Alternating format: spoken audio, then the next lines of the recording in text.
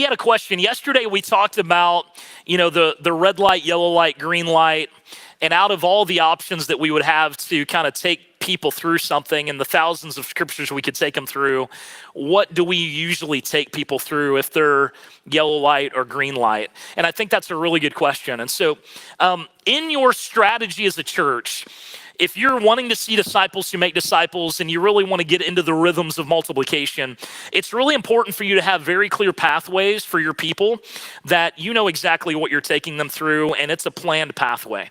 And so having a clear path is really important to get to the destination, right? Like we talked about earlier. So for yellow lights, those are people that are kind of open to have spiritual conversations and they're ready to study the Bible. We take them through, we have a couple of different, I would call them like a packet, but basically what it is a list of narrative stories in the Bible from the life of Jesus, helping them fall in love with Jesus.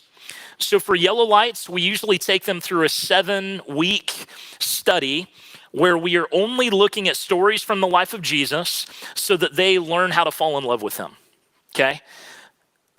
Another word for evangelism, not another word, but another way to explain evangelism is helping people fall in love with Jesus. That's what it is. It's like this, okay? Like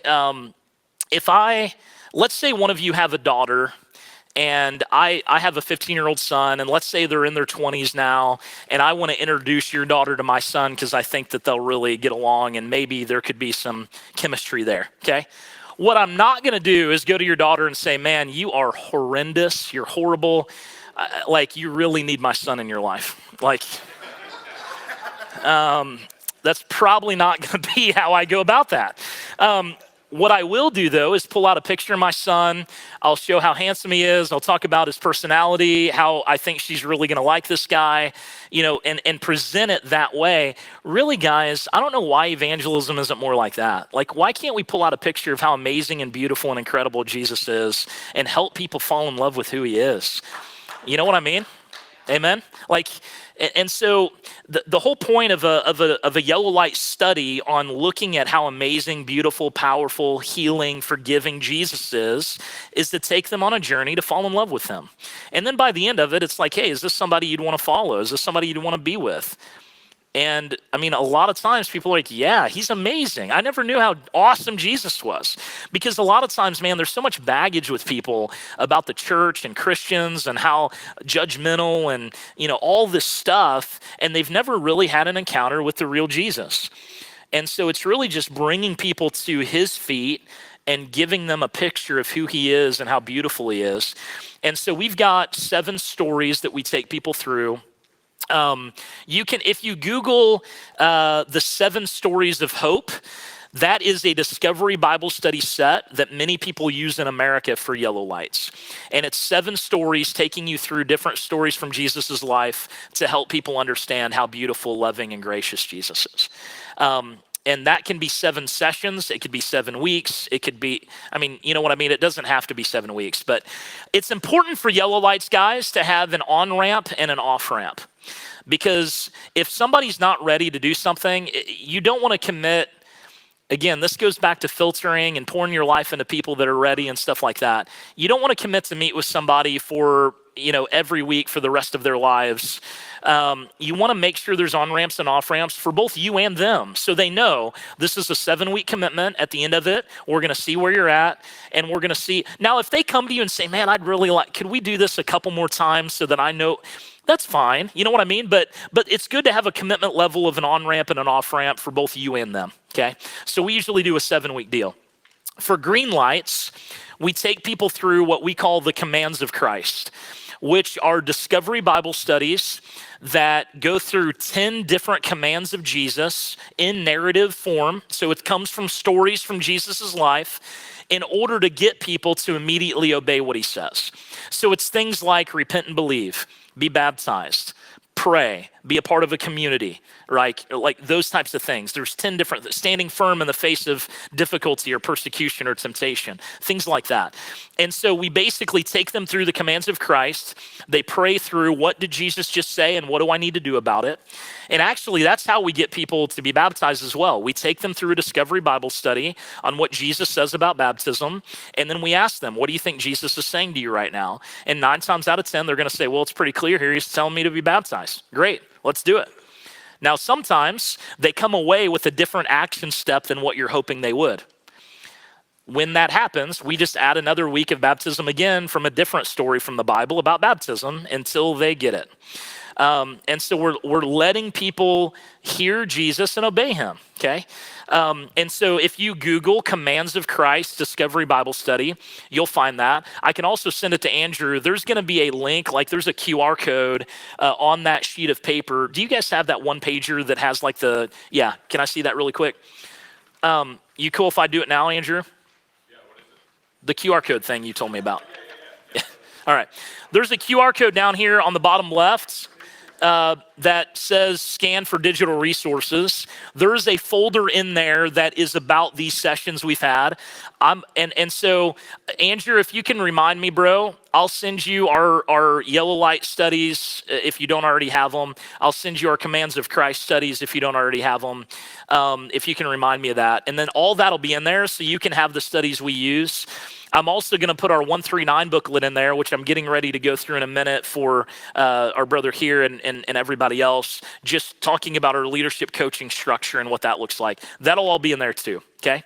And then if there's any other resources, Andrew, I mean, you kind of know what our toolbox is. If there's anything else, and one thing I'm going to do that I didn't get to, okay? Many of you have already seen it, but yesterday at the end of the day, Danny reminded me, I said that I was going to do one more tool at the beginning of the day that I never got to.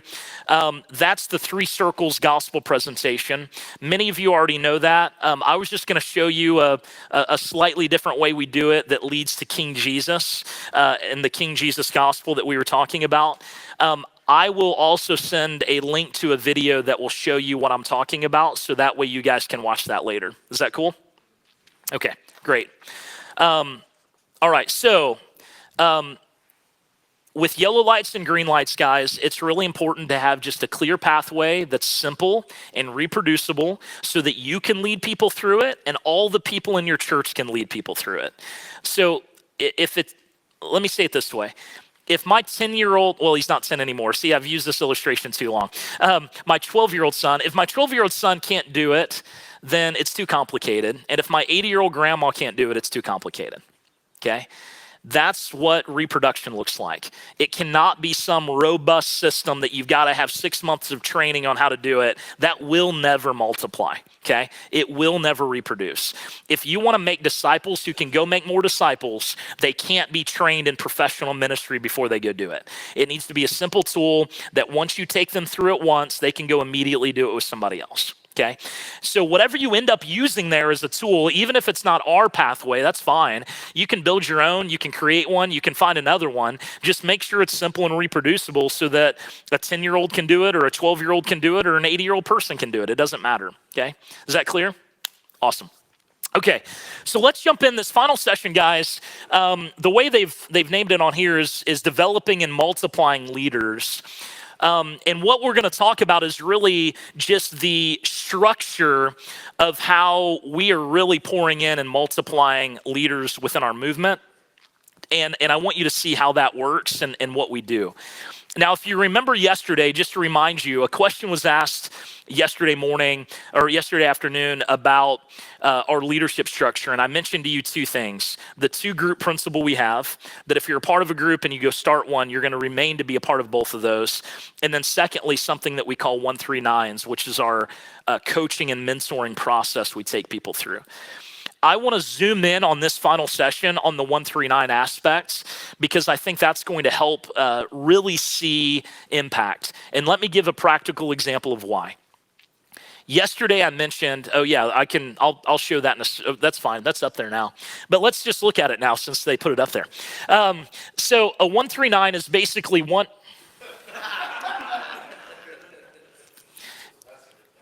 Now put it back. Okay. A 139, the reason why we say 139 is it's one person pouring into three people, and each of those three have their three, that becomes the nine. Does that make sense? So you've got the four people up at the top in a triangle, and then you've got other 139s that come out of that. Does that make sense? So it's a cascading form of leadership development. So every person has at least three other people that they're pouring into all the way down the line. But this is not just normal disciple making. This is leadership development, and it's really about coaching and mentoring. So this literally goes all the way down our movements, and we have leaders training leaders all the way down the movement alongside of disciples who are making disciples who are making disciples. And so I'm going to talk you through what that meeting actually looks like so that you see that happen. But let me give you a practical example really quick about the impact this made in our movement. So in 2019, we did not have 139s. All we had was the two group principle. Like if you're a part of a group and you start one, stay a part of that so you can keep getting discipled. And we felt like that would be enough to make sure there's good discipling happening within our deal. But we didn't have a ton of leadership development really taking place in a formal, planned way. We were doing it more organically and unintentionally, honestly. But here was the problem. As the movement continued to grow and expand, we had a lot more need for leaders to really get poured into and be helped, and we had no system or structure to actually help them. And so it was hindering multiplication. So yesterday, if you remember, in 2019, we saw about 320 churches started in 2019, okay? January of 2020 is when we implemented 139s into our entire movement and system. And although it was COVID, we went from 320 churches to nearly 1,300 churches started in 2020. We literally had almost 1,000 more churches start in 2020 than in 2019, and the only change we made was this. Okay, now this is not a silver bullet, but it shows the impacts of intentional leadership development and coaching and peer-to-peer mentoring on a movement of multiplication. And since then, it's been up and to the right every single year since then, okay? So much so that last year, I mentioned this, last year we saw, I think it was 11,763 house churches started last year in 2024. Just crazy. God's doing unbelievably extraordinary things. So let's talk through this. Like, what do we do in that meeting? Why is it so important? And what actually happens in that thing? If we can go to the next page, I believe, it's going to be the actual meeting structure. Well, this just shows, this is the biblical precedent of how Paul did something similar to this in his ministry. He'd have Timothy, Titus, Silas, all these other guys, and then they were pouring into that. It's the 2 Timothy 2:2 principle. Paul says to Timothy, what I've given you, give to faithful men and women who can then go train others as well. It's just the cascading form of leadership development. Okay, go on. There should be a slide with the actual meeting pattern. Is that there? It's not going to be readable up there, but it's in the QR code if you want to have it. Okay. Can we go ahead and put it up there, though, and then I can go through it at least? Okay, that's all right. That's fine. That's okay. So let me just take you through it then, and because you're right. I mean, it's a page and it's a list of stuff, and it may not be readable up there, but I'll open it up really quick on my phone, and then that way we can at least go through it a little bit. Hold on one second.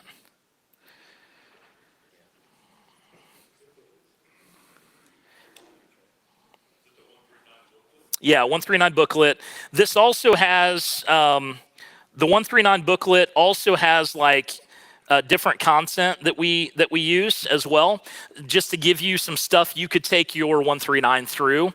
That is not, in the table of contents, guys, you're gonna see just a list of stuff that we go through. That is not designed to go in order like that. It's more like a toolbox that you can reach in and pull anything out at any time if your team needs it. So like there's a baptism study if your team's having trouble getting baptism to go generationally, for example. There's a oikos study if your team is struggling reaching their oikos, and you can remind them of what the oikos is. There's just several studies there that you can take people through. But the meeting pattern is the big thing that I want to take you guys through. And so if you want to open that up, but this is what it looks like, okay? Here's the big idea of what we do when we get together with our leaders. It's a small, intimate group, usually same sex. So it's usually men pouring into men or women pouring into women in order to help them become all that God's called them to be and to make sure the ministry as well is going in the direction it should.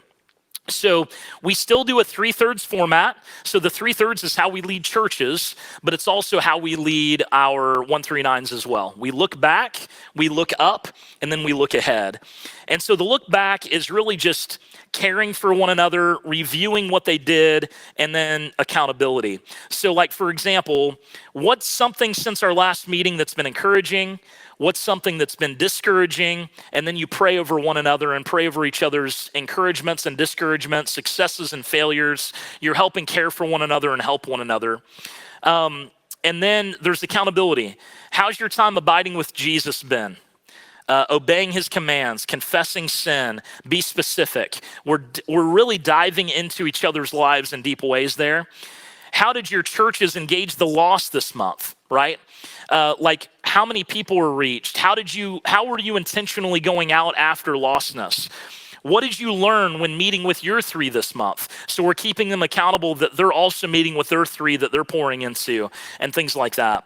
Then there's a new teaching. So we'll do a discovery Bible study on all these different topics around leadership. So that way we study the word, we're reminded of what the Lord is saying to us. We begin to pray through that together. We'll still create action steps just like we do in a house church. We keep doing that. But then we're gonna plan together. So how will we abide with Jesus this month? We always go back to abiding because that's where real power comes. How will your churches engage the lost? How are you gonna train your 3 in these studies? When are you gonna meet with them? And then the biggest thing that happens, guys, in a 139 is something that we call an iron on iron, okay? These meetings happen once a month. The 139s, they happen once a month with a small group of people. And the iron on iron is what takes the majority of the time. One of the people get in the hot seat after we go through the study and we're all together. That first part usually takes about an hour. It's not, super long, maybe 45 minutes. We ask how each other's doing, pray over one another, study the word together. But then at the end, the iron on iron is where one guy or one gal is in the hot seat and we go deep into their life, their ministry, their strategy. We're literally having them in our movement map out their whole network of churches. So like similar to this, we do generational maps of churches where we can actually see this church started this church started this church, here's where they're meeting, here's how many people are there. It's a pretty robust system that we don't have time to go into today, but if you want to Google generational mapping of churches, you'll see what I mean by that, and I can add it to our drive so that you can kind of give an example of it. That part isn't as important. What's important is that once a quarter, when you're pouring into 3 people, once a quarter, they're on the hot seat, looking at their movement, looking at their life, looking at their family, and we're going through deep details on their life. And the 4th page on the packet will show you what the iron on iron looks like. And so we talk through their personal relationship with Jesus, the status of their work, obstacles they're facing, encouragement, clarifying questions, suggestions and ideas on how to get better and stay more focused. 2 key takeaways. We create an action plan with them. So, we're talking deep strategy and accountability on their personal life, how they're implementing their plans, and making sure that they're on track to make the greatest impact possible. So you can see, I'm sure, just with that small example of how these can be incredibly impactful when it comes to making sure that leaders are focused and laser focused on what God is calling them to do. Does that make sense? Now, honestly, guys, this session is really meant to give you guys a 30,000 foot view of this. If any of you are interested in actually implementing 139s in your church, I want you to reach out to me and we can do an actual training on how to do this. We don't have time today to go through all of that. I can't give you the full training. Honestly, if we want to do a 139 training, it would have probably taken, multiple sessions today in order to go through that, just to show you what it looks like and to model it for you. But if this is something you're interested in and it's like, man, our leaders really need something ongoing like this, helping them with strategy, helping them with accountability, helping sharpen them to be the men and women God's called them to be, just reach out to me and I'd be glad to have either me or somebody on my team guide you through that process. I'll put my email up here as well. And so if anybody wants to reach out to me, it's pretty simple. It's josh@discipleship.org. Okay, I know that you can't read that very well, but josh@discipleship.org. If you want to reach out and email me and we can go through, honestly, even if it's not just about 139s, even if it's about other topics that we've talked about or other ways to implement disciple making and multiplication, we can do that. But guys, let's pull out of the weeds for a second, because this is, honestly, when we go through it at a high level, it gets a little bit drowning. And so let me talk to you through the bigger principles here. Most of the time, when you're multiplying leaders and multiplying disciples, the problem is, realistically, there's very little intentionality and there's very little process of what to do when you get together with those leaders. So it ends up being very unintentional, and we try to kind of just, well, let's meet and talk and see what happens. But what this did to our team is it gave them a clear process and a meeting pattern that they would do the same thing every time when they got together, and they were able to go deep fast. They were able to open up their hearts. They were able to have very clear accountability and direct questions in their, not only their personal lives, but also their ministry strategy, and it helped them stay on task and remind them what they were doing and why they were doing it. Because at the end of the day, guys, if Satan is going to attack leaders, he almost always goes after your purpose and your identity. That's what he comes against. We forget who we are and why we exist. Who are you and why are you doing what you're doing, right? And these meetings help clarify, this is who we are, this is why we're doing what we're doing, this is our purpose, this is our strategy. I can't just sink back into traditional church programming. I gotta stay focused on making disciples who make disciples. Because guys, listen, especially in America, the magnetic pull to traditional addition-minded ministry is so strong. The consumeristic kind of just culture that we've created is so strong that without intentional ongoing meetings to guide us back to where we are, it's so easy just to fall back into that again. And so this kind of helps us keep one another focused, strategic, and on purpose with one another, okay? And so I highly encourage you, even if it's not a 139, even if you create something else, I highly encourage you I'm talking ministry leaders, small group leaders, whatever, like to begin to put them into stuff like this so that they can really begin to be developed and multiply and grow. And you're going to see leaders begin to emerge that you never even thought were possible. Now, a couple caveats. For us, in the 139 structure, they're only so for us, now I've seen churches put this into practice with all their leaders and it still will bear fruit. So you don't have to do it the way we did it. Like you could put it with everybody. For us, in our movement in India, this is invitation only. So you're not a part of a 139 unless you've already multiplied disciples and multiplied churches. Then you're invited in, because then you actually have a multiplication ministry that we're coaching you on. Like, how do you make sure that keeps multiplying? How do you make sure that DNA is there? How do you make sure that, authority is getting pushed down the line generationally? All that stuff. And so for us, 139s are not needed unless they're already multiplying. They're getting enough discipling in their house churches because that's what they're designed for, that they really don't need a 139 if all they're doing is, if they're a part of a house church and leading another one, they're getting all they need right there in those two groups. But when they really start leading a multiplicative generational growth of disciples and churches, that's where they really start needing a little bit more coaching, mentoring, guidance, strategy, things like that. And that's what 139s are designed for. Okay. All right, questions, thoughts? I'd be glad to go into any of this more. I just want to, again, I want to keep us at a higher level a little bit just in this session so that we can really think about it and talk about it. But any thoughts on this or questions that you might have about this in particular?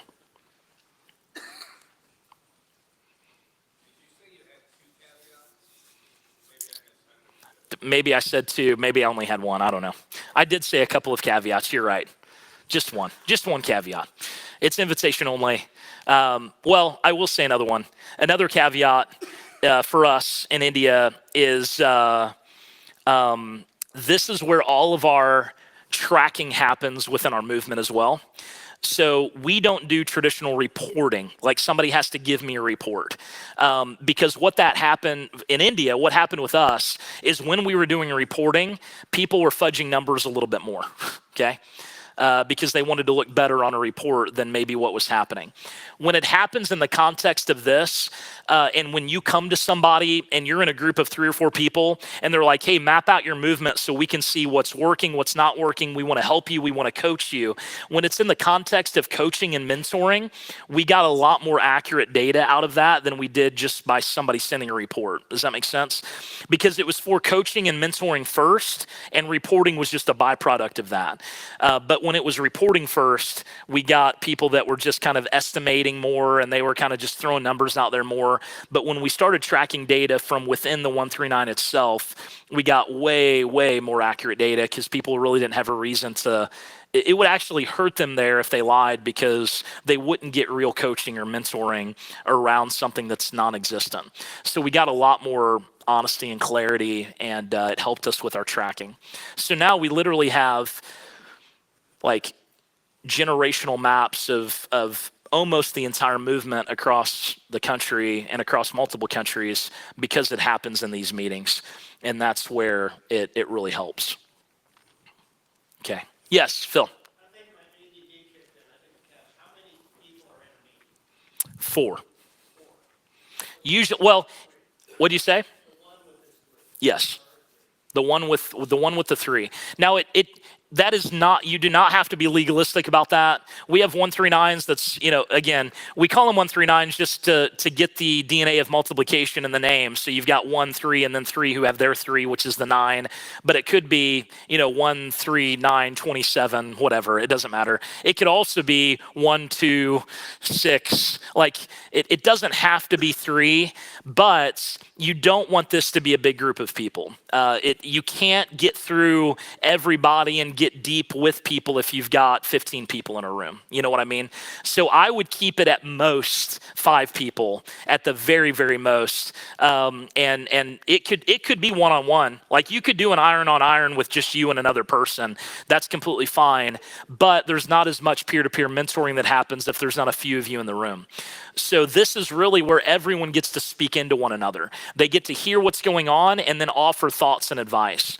One of the rules we make in the 139 iron on iron process is there is a moment where each person goes around the room and offers encouragement and positivity about whatever's happening to just kind of boost the person up a little bit. Man, I really see this in you and that's awesome. Or hey, I saw you did this and that's incredible. I never thought about that. And then there's a point where people can offer advice or like, have you thought about maybe changing this or doing that differently? The rule that we created in our movement is if you don't speak up during the encouragement time, you can't give advice. So say a word of encouragement, then you can offer a word of advice later. If you don't give a word of encouragement, you cannot give any advice to this person. So just in order to keep it positive and help people and get people to speak up when they see positive things, we created that rule just to kind of help people think through that process. But yeah, Phil, there's 3, 4, 5 people usually.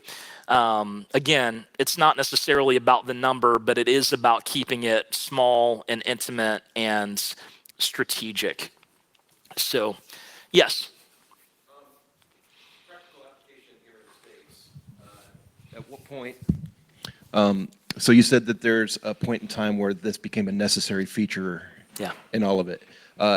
could you help us translate how that would work within our local congregations? Yep. And Yeah. at what point in time we need to start looking into this and who we invite into it? Yeah, in our absolutely. context? So I would say if you have any sort, of leadership or volunteer leadership outside of yourself, this is incredibly important.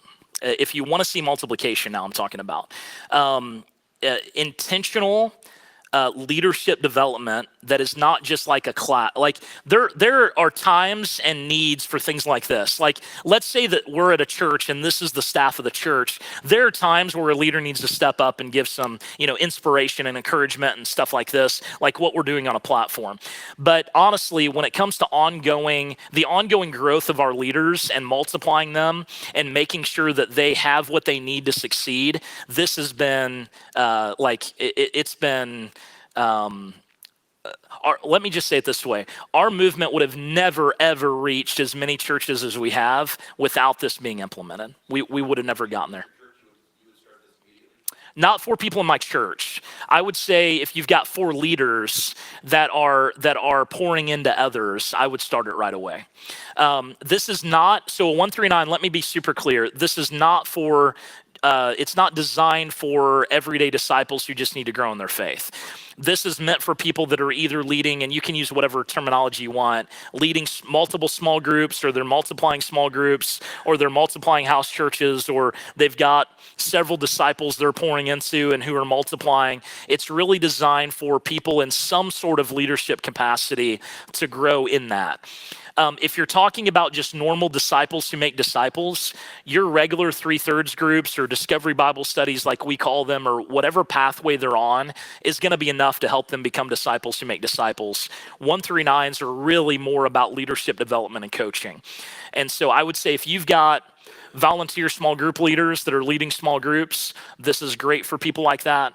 If you've got staff, like multiple staff in your church, beginning to take them through stuff like this would be incredibly helpful. If you've got department leaders or, youth ministry, worship leader and somebody else and beginning to work with them on this stuff would be incredibly helpful. And so I'd say put it into practice even early on. Like if I could go back and do it over, I would have implemented this way early on in our movement, not in 2020. It would have been in 2015. I would have done it 5 years earlier. And I think instead of being at 40,000 churches started, we probably would have ended up being at, double that if we would have implemented earlier.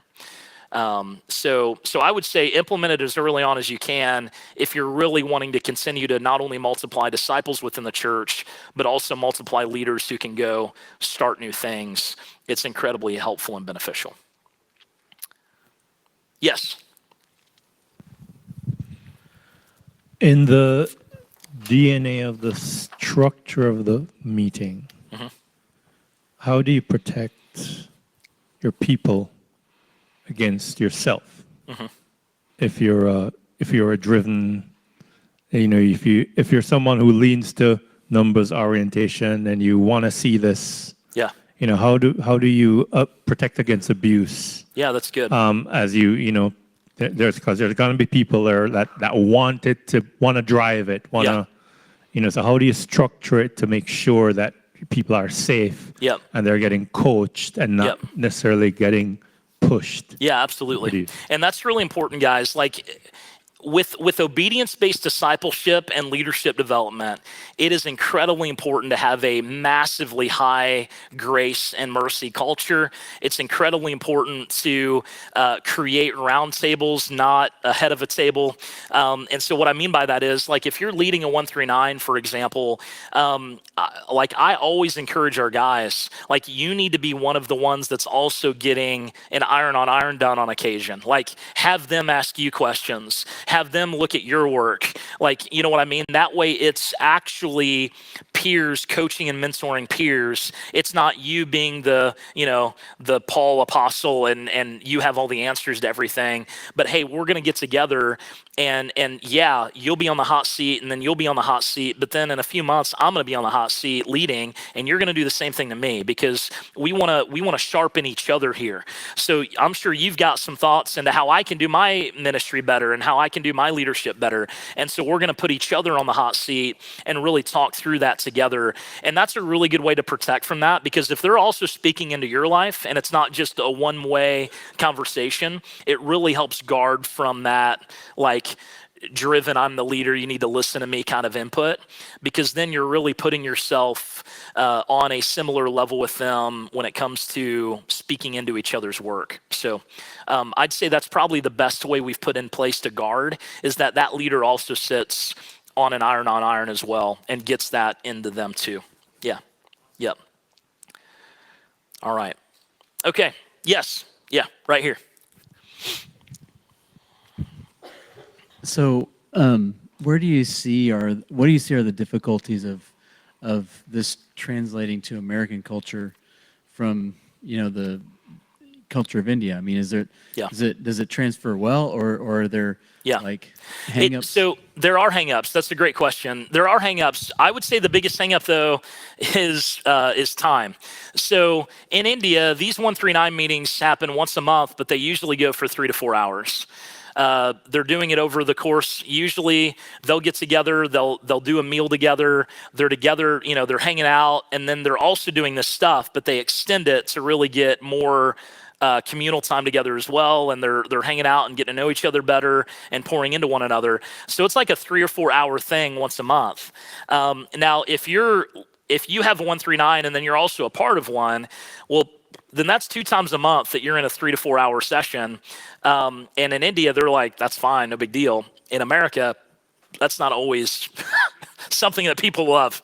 And so we have seen people really sharpen that time more, where they take it from 3 to 4 hours to more like 1 to 2 hours. We've even seen people that rather than doing the full 139 and an iron on iron in America, they'll just jump in and do an iron on iron, where they get together and one guy's on the hot seat and they just do that and they don't go through the whole thing each time. And so we've seen people adapt it that way as well. But the iron on iron itself definitely has translated really well into America. Like now some people wouldn't like it, but most people actually like to put their work on the table and say, hey guys, speak into this. Like, I want to do this better. What do you think? What's some things I'm not seeing? What are some blind spots here? Like, they really enjoy that type of like going back and forth. So I would even say, like, at a network level, right? One idea is, even at Nexus, what would it look like if you had, 2 or 3 of your planters, although they're geographically maybe apart, regularly getting together to do stuff like this? And you might already be doing that, I don't know. But my point is, what would it look like if you just got together with a few of the other planters once a month or once every couple months and said, hey, look at what we're doing, look at our programs, look at our church, what do you think, what do you see? And walk through these questions together and just do an iron on iron together. I think that would still be a tremendously impactful thing you could implement. So it wouldn't only have to be in your local church context.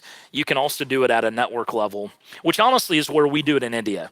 We're not doing this in our local churches. We're doing this with a house church leader and multiple other house church leaders that are leading multiple house churches, right? So it is, for us, this is only at a network level. So if I were gonna bring this directly into like Nexus, this honestly is more a planter or a team getting together with other planters and teams and looking at each other's work. That's what this actually is, practically speaking, in India. But because churches here are so much larger, you can definitely implement it in the local church context as well with your leaders.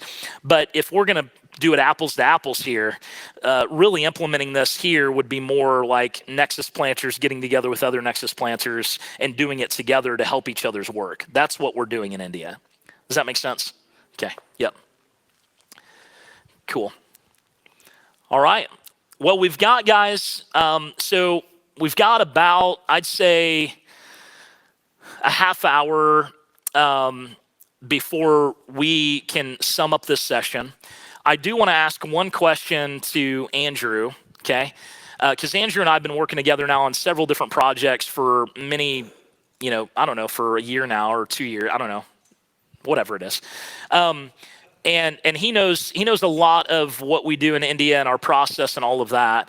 Is there anything, man, that we've not covered so far yesterday and today that you really would find helpful for the Nexus team for us to jump into and talk about? Because I know one of them was the prevailing model thing that we talked about last session. Is there anything else, man, that you think would be helpful or beneficial?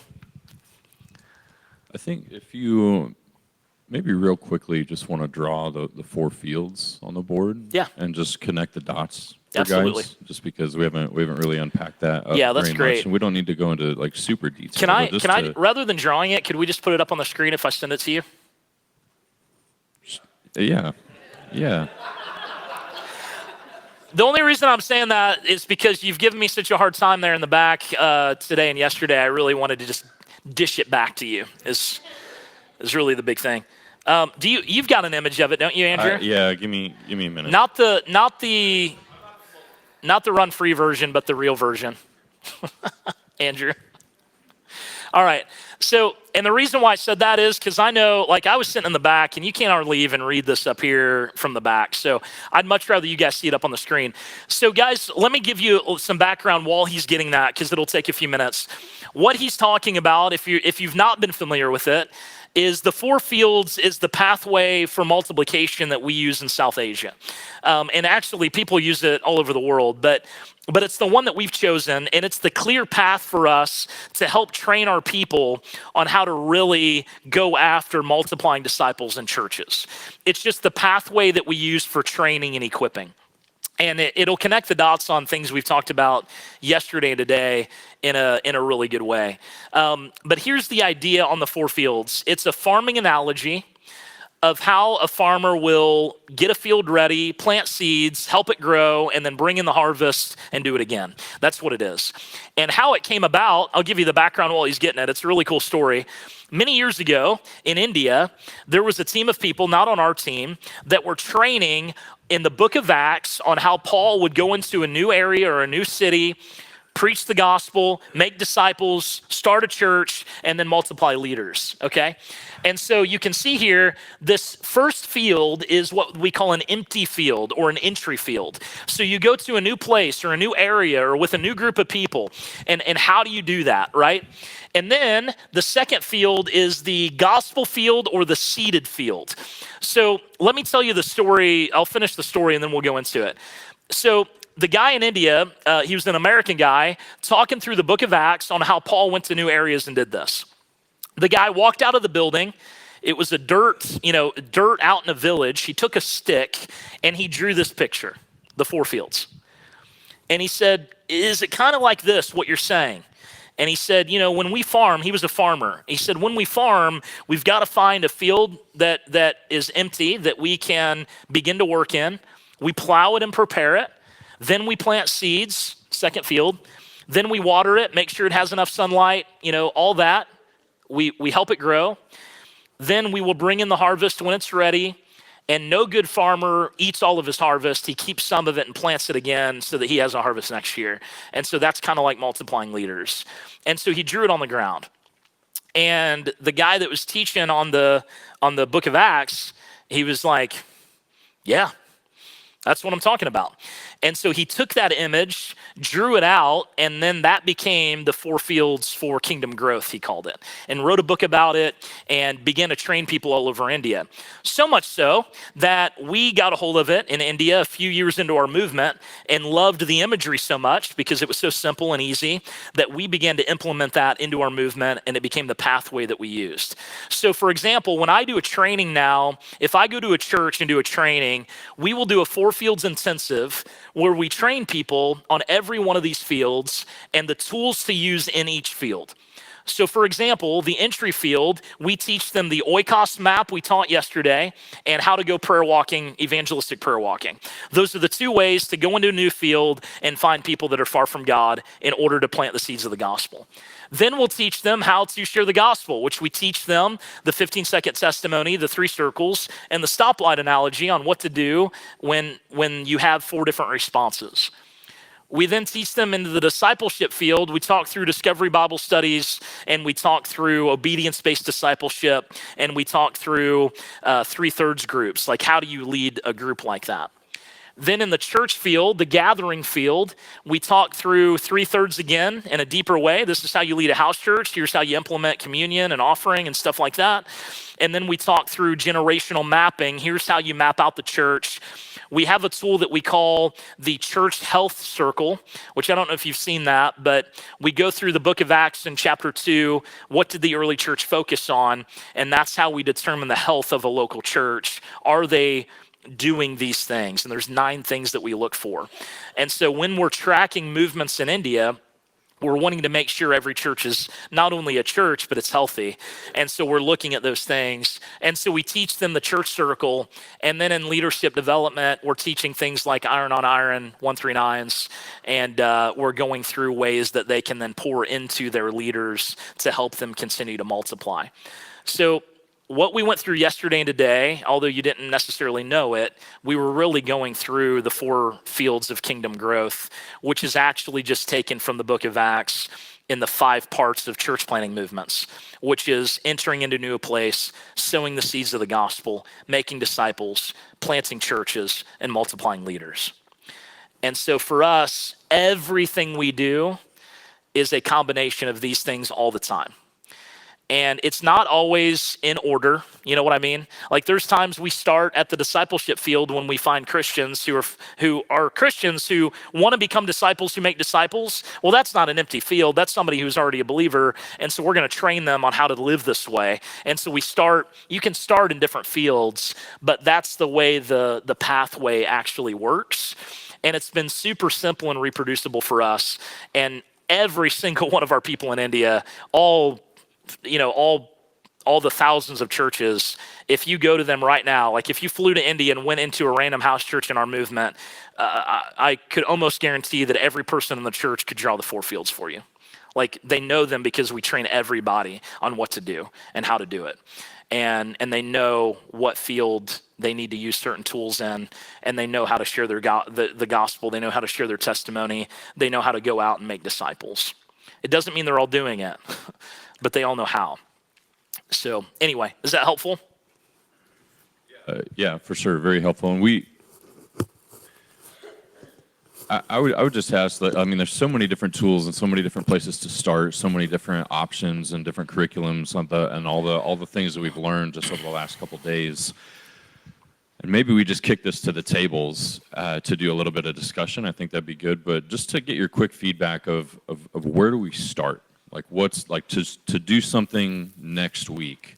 Yep. What's step 1? Yeah, that's really good. And then maybe even connecting it to like your DMC guide or like the Disciple Making Communities guide, which is kind of like the 8 to 10 week process that would just kind of go through that, because we've walked through that with a couple of different churches and just introducing to them tool by tool, but doing it in a 3/3 format. Yep. That type of stuff. Yeah, so I would say if you're wanting to start right away, there's a couple things. Number 1, which we talked about this yesterday, but we've got to start there. I mean, it's got to start with us. Like we've got to begin to practically and functionally live this out personally and become somebody who's regularly throwing seeds of the gospel and showing people how to do that. But along with that is take people with you. So I would immediately start praying through who are 2 or 3 people that I could really start training and equipping in this with. That would be really important.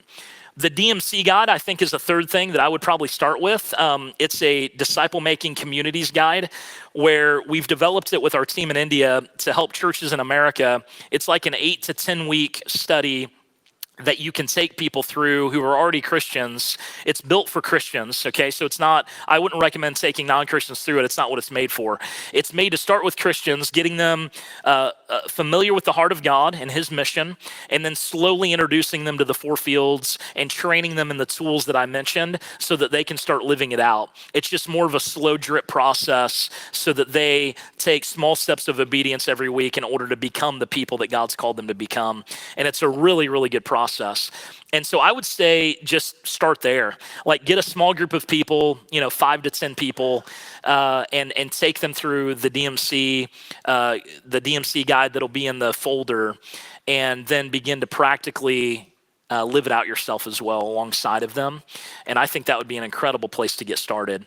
We can also come, and if any of you want a team to come and actually train your church in this, we do 2-day intensives where we'll come and train a group of people on it. Here's the cool thing. It's completely free, and none of our team charges for any of it. And so we'll literally come and train as many of your people as you want in the 4 fields completely for free or your money back. So you get what you pay for. So. Good. Well, let's kick it to the tables for just like 5-10 minutes and just do some internal discussion, like just amongst yourselves, and just switch up our format for just a second. But what is something that you're taking away over the next week or two out of the sessions that Josh has been teaching so far, and then we'll wrap up with some more Q&A for the rest of our time before lunch. All right. Sorry to interrupt conversation, but come on back in. All right. Okay, so we've got about 10, 15 minutes, guys. Any takeaways from your table, questions that popped up, stuff that we want to go deeper into, we could do that. Also, really quick before that question, Andrew, are you cool if I talk about that 2 weeks from now thing? Yes. Okay. So Andrew and I have something on the calendar 2 weeks from now on Zoom. Andrew will talk to you guys about details on that, but it's going to be an opportunity in an evening where if you do want to come on and do some further 139 discussion and training around the leadership development side, then we can do that if that's going to be helpful for you. And so that'll be basically March 13th evening. Yeah. Okay. And so if you want to put that on your calendar, it'll be on Zoom, and we'll hop on and be able to help in any way we can with the 139 side of things, okay? And I'll take you guys a little bit deeper into that. Cool. All right, question. Yeah, so with something I've been thinking about. Actually, based upon what you did to me last night, I don't think I want to take a question from you. That's fair. Not everybody can handle it, so it's just a fact. Just for those of you that weren't there, he gave me the worst scotch in the world. It was the nastiest, dirtiest, tasted like a ashtray was poured out in a cup. It was horrible. Anyway, go ahead. Yeah, it's good. Talking about we think about the number of people that you're talking about in India and the spread and the multiplication of the churches. My question is, with that going on, what changes culturally have you noticed in India because of that? Is there any? What significant changes culturally you would think, right? And if you have that much of an influence or a change or an influx, again, I think that's something that we have a heart of. Is we're here to be significant in our areas. And, culturally change stuff. So I'm just curious to hear what. Well, I want to always put things into perspective. In a good way. So let's say right now, I'm just going to use broad numbers for the sake of multiplying it out so that it's easy. Let's say right now we've got 30,000 active churches. Let's say on average there's 15 to 30 people in those. So let's go in the middle and say 20. Like there's 20 people per church on average. We're talking about 600,000 people that meet every week in a church in our movement out of 1.4 billion people. So the cultural significance of that right now is very little. Realistically, in the nation of India, I'm talking about. 600,000 people is a lot, but out of 1.4 billion, it's nothing. It's a drop in the bucket. What I will say though, so nationally, there is little cultural impact happening nationally in India. What I will say though, is that there are entire villages being radically transformed. So there are villages where the whole village comes to Christ. And in those instances, radical cultural change is happening in microcosms of the culture. Now, if you get enough of those happening, that's when actual national impact takes place. But I would say, if we're only talking about our movement, 600,000 out of 1.4 billion is not making a cultural impact nationally whatsoever. But it is making microcosmic impact in villages across the country, and that will, over time, impact culture. It's just going to take a whole lot more time.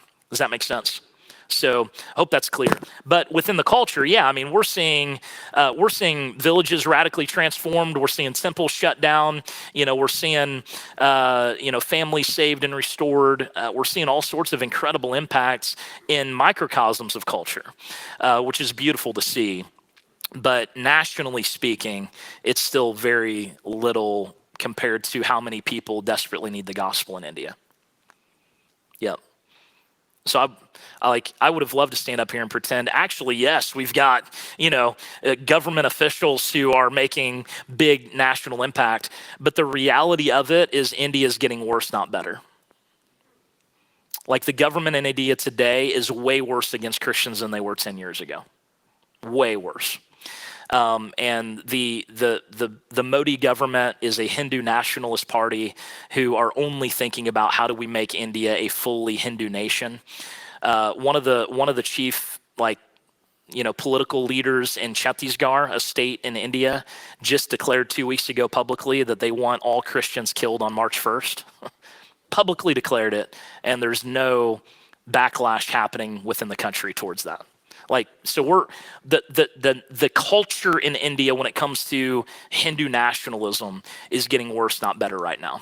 So there's not that cultural impact happening yet because the percentage of Christians in India are still at a very microscopic level, and we've got to get a lot more people radically transformed by the gospel to make significant cultural change. But we're on the path to get there. It's just going to take more time. Yep. Not to be Debbie Downer, but that's just the reality. So, yeah. Other thoughts or questions? Yes, right here. How has it changed you being in a place like India? Yeah. How's it changed me personally? Well, just your perspectives, being in a culture like. Yeah, that's a great question. That's a great question. I would say, it's radically changed my perspective on almost everything, honestly. Like if I look at myself 20 years ago before I moved to India and then after moving back to America, I am a radically different person, and my views on pretty much everything have radically changed. I would say a lot of the differences in perspective, I'll throw a few out there. For example, I think unintentionally, a lot of times in America, everything, and I don't just mean in the church, I mean anything in America, becomes so American-centric that everything is about what God is doing in this country, or not even God, but just what's happening in this country, that we lose a global perspective on what God's doing across the world or what needs to happen across the world. Like, for example, we think that go to Delhi one time, and then come back to America and ask if the millions of cars here that we're helping with emissions is making a global impact or not. No. We're worried about cow farts and making a hole in the ozone when there's nations like India with 20 million people in Delhi, and the emissions and the pollution level in that city are out of this world crazy, and we think our little impact in America is going to make a global impact. It will not. Okay. And so my point is we need to be a lot more global in our perspective, and it's so easy sometimes to just focus on what is happening in America and thinking that this is going to change things, although it will make an impact. What America decides does have global impacts, and the way the church in America goes, we do impact nations with that. But a lot of times we get so focused on what God's doing in our little, community or our little kingdom that we forget about the global perspective of what God's doing. And we need to have a lot more global perspective on things. I'd also say it's changed my view a lot on stewardship, both financially and relationally. I really struggle sometimes with how we spend money in America. I struggle because I see the impact that a little bit makes. A little bit goes a long way. We saw our budget last year in our movement, guys. To give you a little bit of perspective, I think we spent somewhere around $400,000 or $500,000 last year and saw 11,000 churches planted. And it takes almost that much to get one baptism in America. And so it's like, man, could we be better stewards of what we've been given? Like, there's struggles in me, you know, but I love the church and I love what God's doing in America, and I don't want to always crap on the church, you know, like because the church is doing incredible things, and honestly, I would not be who I am today without the U.S. church. Missions would not be where it is today without the U.S. church. The finances that we're giving globally, the impact we're making globally would not be possible without the U.S. church. And so God is using her for beautiful, amazing things, but I definitely think there's room for improvement. And so it's balancing the honor and love of the church with, are there some areas that we may do better? You know, I think, guys, let me use this example with you. God put this on my heart a few years ago when I was at a meeting kind of like this in a place. And the illustration we've got to use, I think, is if the church is Jesus's bride, then what does it look like as leaders if we are bridesmaids, okay? Like, what would a good bridesmaid do? And the truth is, if there was a bride who was getting ready to walk down the aisle and she had a little bit of her dress ripped and she didn't know it, or she had maybe she just had a little snack before going out because she was hungry and she's got a little bit of food on her face, like the bridesmaid, the maid of honor is not going to come and be like, you ugly, horrible woman. Like, look at you. Like, she's going to come and say, oh, honey, let me take that for you. Like, you've got a little bit of something there. It'd be the most loving, gracious way to handle that. And I think sometimes we don't approach the church that way. We approach it more like an angry enemy of her rather than a maid of honor who would love to just help her become more beautiful for her groom. Does that make sense? And I struggle with that sometimes because there's a prophetic edge to me at times that I come across a little bit more like, you ugly, horrible person. But in all reality, we really need to have more of a heart of a bridesmaid helping the bride be more beautiful. But it's not unloving to point out some flaws that we need to get better at. Like, if a bride has food on her face, it would be very unloving to not point that out before she walks down the aisle. And so I think there's a loving, gracious way as leaders that we can point out maybe some flaws in the dress of the bride that need to be stitched up to become all that God's called her to be. And I think that's okay. We just have to do it in the right heart and the right way. So anyway, but those are a few things, brother, I think. Other thoughts, questions? Maybe one last one. Yeah.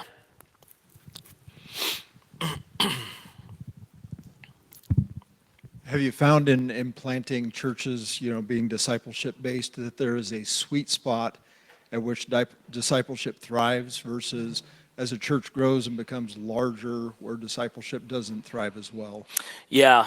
So I think I mentioned yesterday the study that was done by a third party in our movement, and it was 21 people was the max at which multiplication really took place. Anything above that, it slowed it down significantly. Now, it does not mean you're gathering, you know what I'm talking about, like you're gathering itself on a Sunday morning. It doesn't mean it can't be more than 21 people. I'm not saying that. But if you're going to have a smaller vehicle within your larger expression that is for the sake of multiplying disciples and multiplying groups, no matter what you call them, whether you call it a church or a group or whatever, I'm not as concerned about that. It's more, if you're going to have a rapidly multiplying group of people, it really needs to stay lean and mean. And so we can't expect a church of 800 people, if that's the only expression they have is in the larger gathering, to be rapidly multiplying disciples like crazy. It's not built for that, right? So I would say it's not the size of the container necessarily that matters as much. It's the quality of the contents. And so I have a lot of guys in our movement, not in India, but in the DMM world, the disciple making movement world, that are almost like anti-prevailing model church. Like the normal model just sucks and it's horrible and it's bad. the truth is I care a lot less about if a church is in a building or a house or whatever. I care a lot more about the quality of disciples within it and then what they're doing throughout the week. So, dude, I have seen horribly ingrown, bitter, angry house churches, and I've seen beautiful, amazing house churches. I have seen horribly unhealthy mega churches, and I've seen incredible, loving, amazing, impactful mega churches. The size of the container is not honestly where I get all bent out of shape about. It's really about, are we intentionally making disciples who look like Jesus, who can go make more disciples? And I think any container could do that if we have the right systems in place. Yep. Oh, do I got it? Okay. All right. Hey, last one. One more. Sorry. I'm going to call an audible. And then my Uber is here to take me to the airport.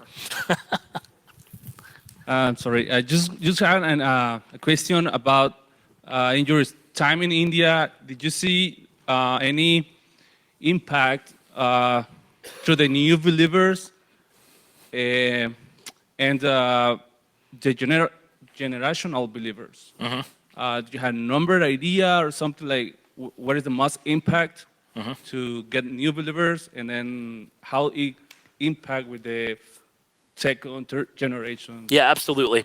Yeah, so we track that generationally. So in our movement, when a new believer comes to faith, okay, we're immediately training that person. So you may not be able to see this, but let's just pretend, somebody comes to faith here. This is a circle if you can't see it in the back. If a new believer comes to faith, we're immediately training and equipping them. How do they go share their faith, make disciples, become more like Jesus? We have a principle I learned from a mentor of mine called duckling discipleship. And the idea is that if you think of a mama duck and her baby ducks, okay, the mama duck's up front, and then they're in a single file line behind the mama. Really, only the first little duckling's following the mama. Every other little duckling is just following the duckling in front of it. So to make disciples, you don't have to be mama duck. You just have to be one or two steps ahead of the duck behind you. That's all, okay?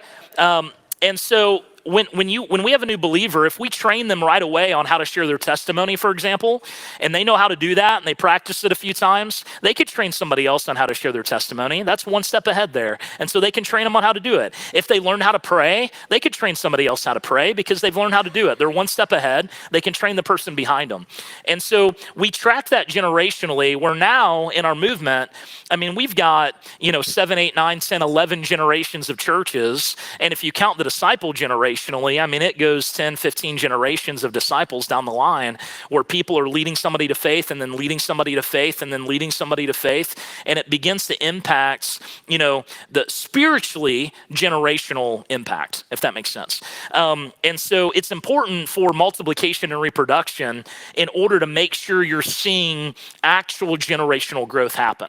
Because what ends up happening in our movements a lot of times in America is that it ends up, you reach one or two people, but then it stops like at the second generation and it doesn't keep moving down the line. And there's a lot of reasons for that, but the main reasons are actually fairly simple. Most of the time, we don't have a system or a pathway we're training people on, so they don't know what to do. A lot of times, we don't have simple reproducible tools that everybody can use, and we're not training and equipping them and releasing authority to actually go do the work. And so it ends up stopping like at the first or second generation, and then they all come into the church building, but nobody really is discipling each of the people. And so we've tried to be really intentional on every disciple being to know how and to be trained and equipped on how to actually go do it again and do it again and do it again. And we're constantly casting vision. It's the old adage, vision leaks. And so we're constantly casting vision towards reproduction and multiplication in order to make sure that it's moving quickly. Does that answer your question? Okay. Listen, guys, I'm so sorry that I have to run out so quickly. I would love to sit and hang. My flight, though, is in 2 hours, and so I'm gonna go. My wife would kill me if I don't make that flight. So, but this is what I want to say the last minute here, guys, okay? I don't know how some of this has come across yesterday and today, but here's what I want you to know, okay?